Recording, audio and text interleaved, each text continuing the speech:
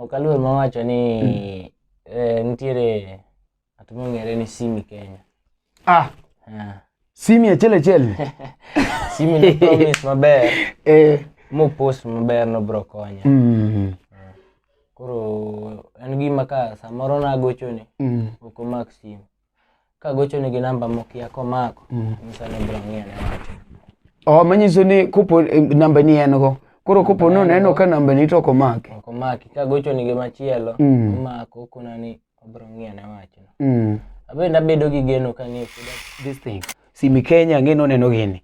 Ere message ni Simy Kenya bing ni wuondi ni odhi chung kodi ma bedo gi geno me high school ke mar me dhi studio me kono muga Andre koro ane studio to duogo lengi kamano. In message mane madiwego Simy Kenya? Ananya wacho ni maleko masiko kaleko mina chinge jaromba. Emomiyo anatimo kinda munda chogi kare kakanyalo. Leko masiko kaleko mina chinge jaromba. Emomiyo tinatimo kinda munda chogi kare kakanyalo. Samora nino taleko lek maber mabire ngimana.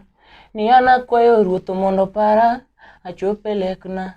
Inyalo jari e piny ka dhano nyiri samichako.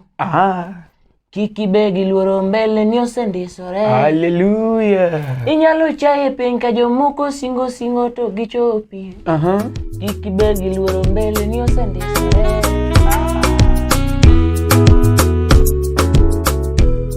This is called celebrity gossip. We just tell them if there is something wrong or maybe if there is something good. Here we speak it. I'm called mcomarinash, the truth meter. I'll tell you. Celebrity gossip every Wednesday usiku. Ni ano mina chingero jichim nyamondo koko. Jarumbo mina judiro jichim nyamondo koko. Jarumba an magwelo ndumana. Jarumba an magwelo ndumana. Imanyo toto mamiyaru singa duno wendo. Kawoni manyo toto mamiyaru singa duno wendo. Kawoni manyo toto mamiyaru singa duno wendo.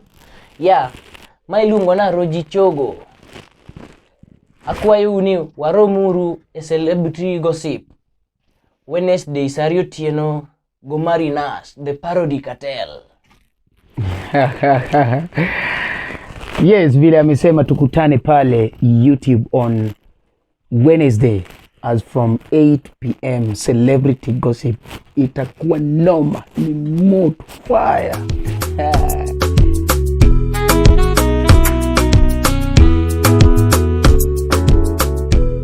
This is called celebrity gossip. We just tell them if there is something wrong or maybe if there is something good. Here we speak it. I'm called mcomarinash, the truth meter.